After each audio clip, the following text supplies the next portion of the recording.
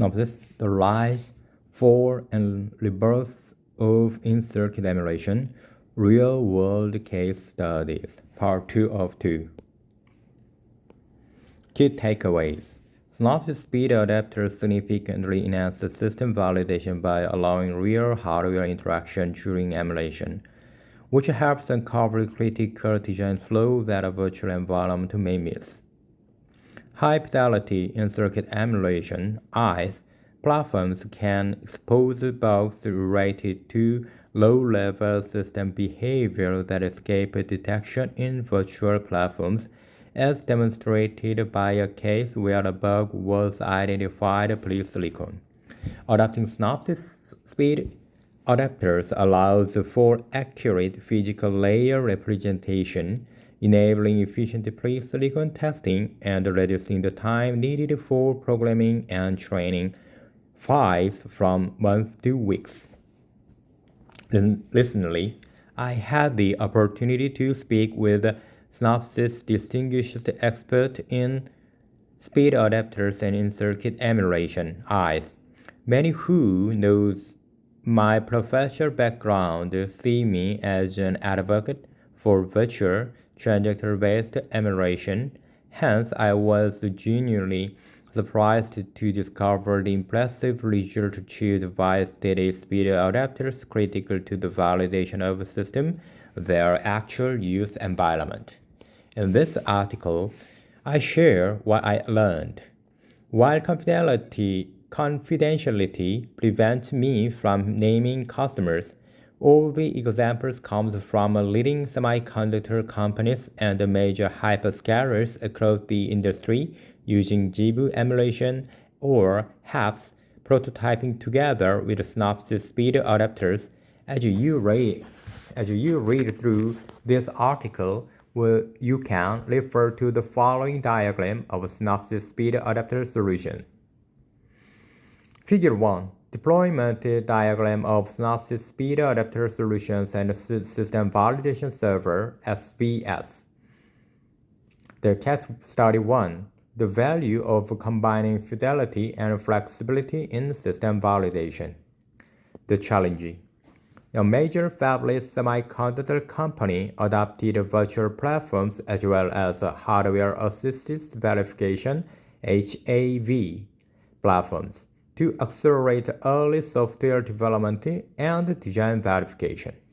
The company's operations were organized around 3 distinct business units, each responsible for designing its own silicon independently. Each unit selected different major EDA vendors for each virtual host solution platform. At first glance, such a multi-vendor setup might seem fragmented, but because the virtual platforms are generally built on a similar architectural blueprints, the approach will result in a verification environment that was consistent and standardized across all 3 BUs. Alongside these virtual setups, the engineering teams also adopted in-circuit emulation (ICE). Here again, they diversified their tools and sourcing speed adapters and emulation from 2 of the 3 major EDA vendors. This allowed them to carry out system-level testing, interfacing the emulated environment with the real hardware component to validate behavior under realistic conditions.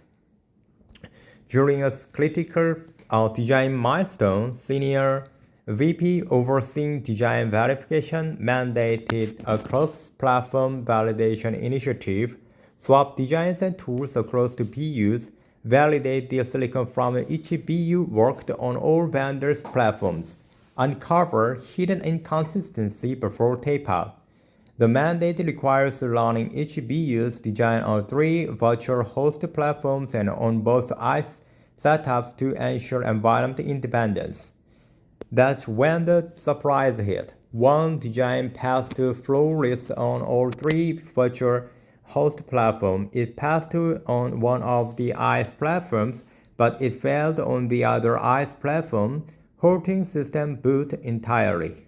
The immediate specification fell on the speed adapter. The design team escalated the issues to the EDA vendors as expert for root cause analysis. Solution: the EDA vendors ICE team dug deep into the logs and waveform traces and found the real culprit.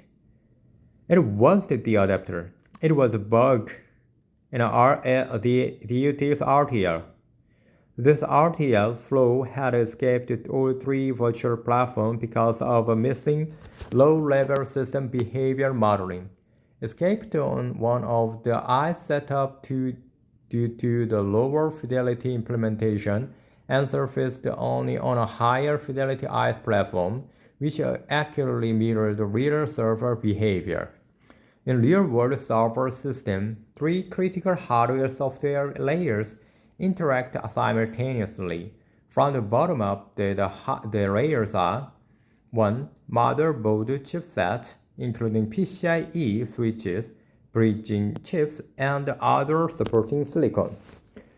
2. BIOS, handling low-level system initialization and configuration. 3. Operating system, OS, such as Linux or Windows running on top. The virtual host platform typically simulated only the OS layer using a virtual machine approach, typically QEMU-based. The BIOS is minimally represented and chipset behavior is completely abstracted out. On the high-fidelity in-circuit platform, however, a real Intel server board was connected through the speed adapter. During boot, these Intel chips correctly issued the vendor-defined message VDM over PCIe, a standard behavior in many production Intel servers, but not bothers at all in virtual platforms. Upon receiving this VDM, the DUT incorrectly dropped the packet instead of updating the PCIe flow controller. This caused a deadlock during system boot. There was no software workaround. The only solution was to fix the RTL before tape-out. Results: if undetected, the chip would have failed in every server deployment, resulting in a dead-on-arrival product. Detecting this bug pre-Silicon saved the company a multi-billion-dollar spend and months of schedule delay. The incident demonstrated why high-accuracy virtual environments are critical to finding bugs early, while high-fidelity in-circuit setups are necessary to have final fidelity and confidence in the design. Case study 2. ICE delivers superior throughput.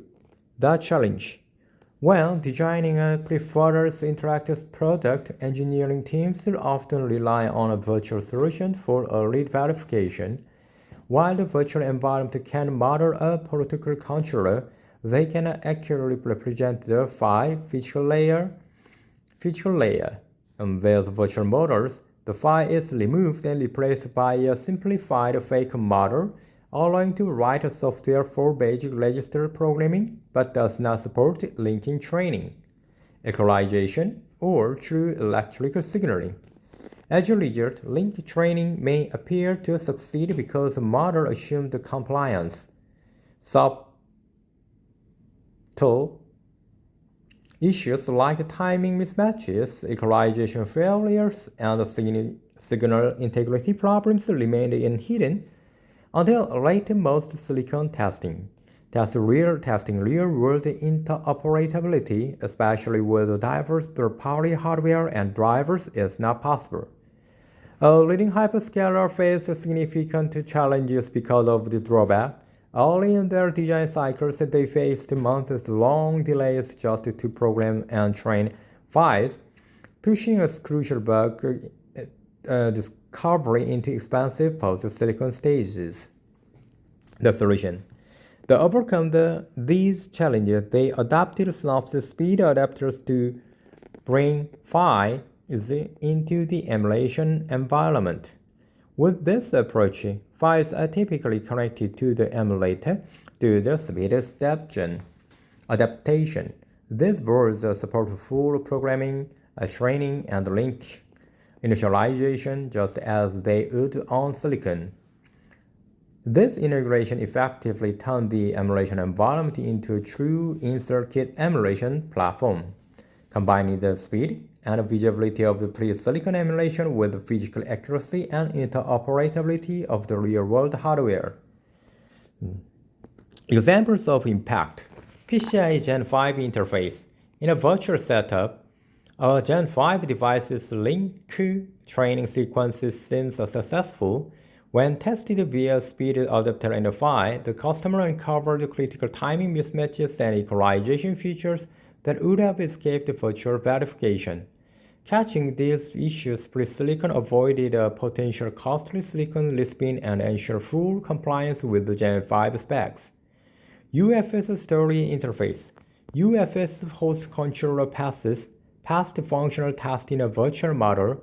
When connected to real UFS PHY through a speed adapter, engineers discovered the clock misalignment, burst mode, instabilities, and data corruption under stress conditions, problems rooted in the real signaling invisible in virtual models. Early detection improved system reliability and ensured compliance with the JEDEC standards. Driver interoperability testing. In root complex mode, different GPUs, NVIDIA, AMD, and Intel, each use different drivers and optimizations. Virtual environment cannot test these real drivers because they require a physical interface.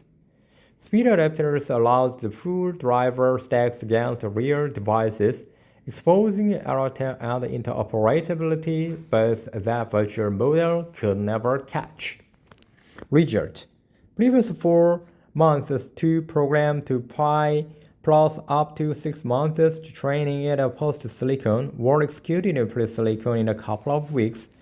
This was possible because speed adapters ran workloads, enabling rapid design interactions and faster bring-up cycles. Another benefit was improved debug and reuse, since the same PHY configuration trained in silicon could be directly reused in post-silicon and accelerating bring-up. Case study 3. Ethernet product validation. The challenge when developing advanced Ethernet product such as Ultra Ethernet or Smart NICs or intelligent switches, engineers face a recurring challenges how to bring real software traffic into Ethernet validation environment. Virtual environment offer a partial solutions. Virtual tester generated VTG offer a low-level packet traffic, layer 2 or layer 3, but do not exercise the application software stack. Virtual host VHS allows software interaction but lacks flow control capabilities. Without flow control, packets are dropped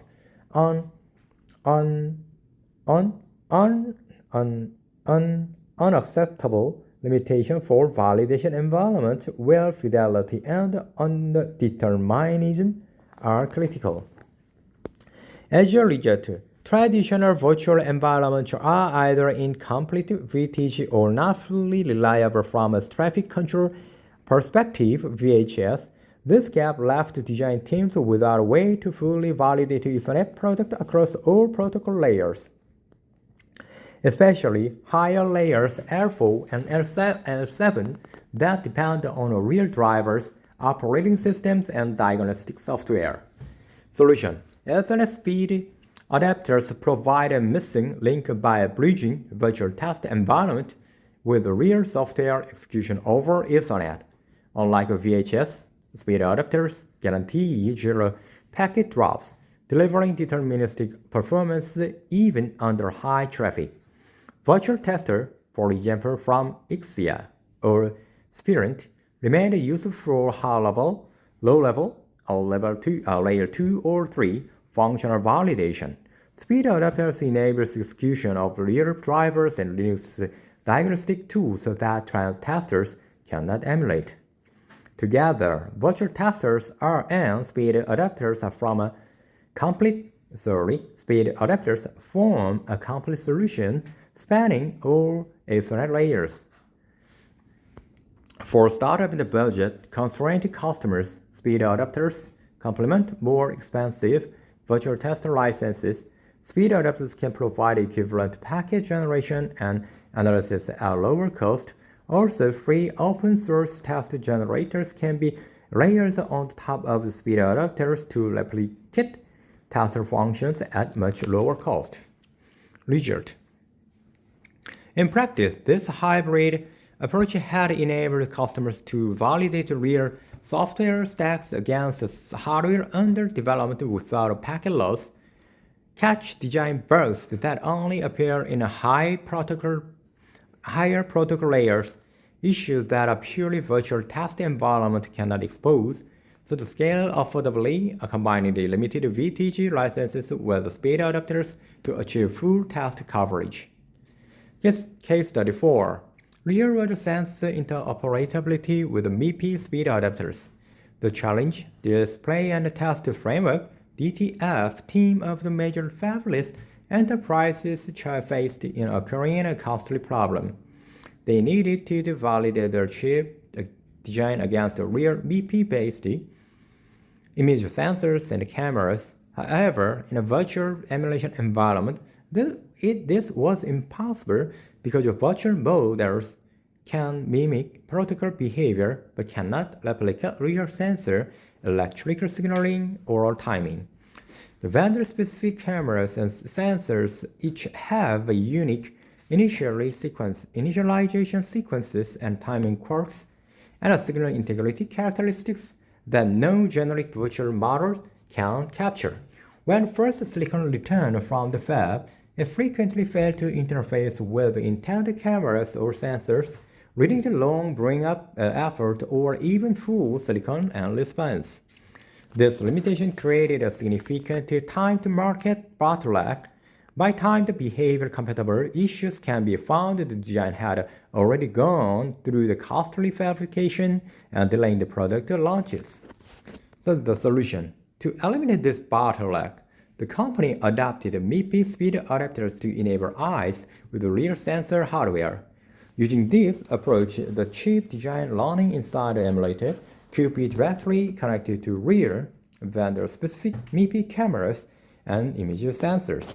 Engineers could exercise full initialization and computation and data streaming paths just as they would on physical silicon. This setup supported easy swapping of different sensors and camera models, enabling rapid interoperability testing across vendors. This capability saved the DFT team the real-world coverage they needed in silicon, without waiting for chips to return from the fab. Result: the design was successfully tested with the exact vendor-specific cameras and sensor models planned for production. By catching integration issues pre-silicon, the enterprise avoided costly design respins caused by post-silicon bring-up failures. Removing the post-silicon camera sensor debug cycle accelerated our product schedules. Finally, the team could sign off knowing the design was already proven with real-world preference. Case 35. How Synopsys system validation server caught the critical bugs missed by other solutions. The challenge: the pre-silicon validating the using eyes has historically faced critical obstacles. Standard off-the-shelf host servers are not designed to tolerate the slow or intermittently responsive time of an emulator. When the emulator clock stalls and slow the host often times out, aborting the test run. This customer silicon validation team encountered this limitation firsthand While they used commercial emulation host servers for ICE, the system wasn't enforcing strict real-world timing and protocol checks. This risks letting the flow design pass pre-silicon sign-off only to fail later in production. The solution: to overcome these limitations, the customer's validator team adopted Synopsys System Validation Server (SVS) as their host system for ICE validation.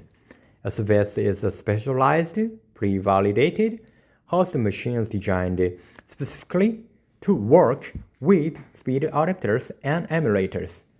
It offers two major advantages over generic hosts or legacy commercial host server setups.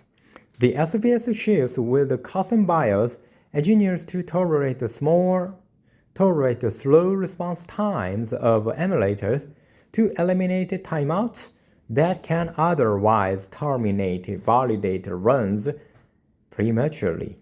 So SVS faithfully mimic the DUT that will eventually plug in to, including enforcing the strict specification compliance, especially for complex soft systems like PCIe. See Figure 1 at the top of the article. The validation team estimated their design on both third-party emulation hardware and Synopsys SVS. Using the third-party emulation, the system booted successfully, but the SVS, the boot failed completely. Initially, the engineers suspected a hardware fault in SVS, so they put it, "Your SVS is broken," while the other guys were fine. However, after a detailed debug session, it emerged that their DUT contained configuration errors in PCIe space registers. The third-party emulation solution and host server masked these errors because it used an outdated BIOS that failed to enforce PCIe register constraints. By contrast, SVS stringed enforced PCIe specification and correctly rejected illegal register values. The bug was not fixable by firmware. No software patch could correct it. Results: SVS exposed an RTL-level configuration bug that virtual flows and other emulation solutions missed. It eliminated timeout instability in virtue of the SVS modified BIOS that allowed stable, long-duration test. SVS ensured that only spec-compliant design advanced to tape out, eliminating false positive from the legacy flow. Had the design been taped out based on third-party emulation path, the silicon would have been DOA, requiring a full, costly spin. Conclusion: back in 2015, I wrote The Melting of Ice Age for Electronic Design, where I predicted the demise of the in-circuit emulation, its numerous drawbacks. See Part 1 of this series, seems to doom it to history, replaced by transaction-based emulation, and later the hybrid approaches that drove the shift-left verification methodology. In hindsight, I must admit I underestimated the ingenuity and resourcefulness of the engineering community. Today, a third generation of the speed adapters has propelled ICE again into the limelight of system-level validation. Bugs once detectable only in exposed silicon labs can now be identified pre-silicon. These capabilities not only reduces the risk of respins, but also accelerated time to tape out and save numerous expense, far from melting away. ICE has emerged as a cornerstone of system-level verification. Okay. Today I read this article, The Rise, Fall, and Rebirth of In-Circuit Emulation, Real-World Case Studies, part 2 of 2. Thank you for your time. See you next time.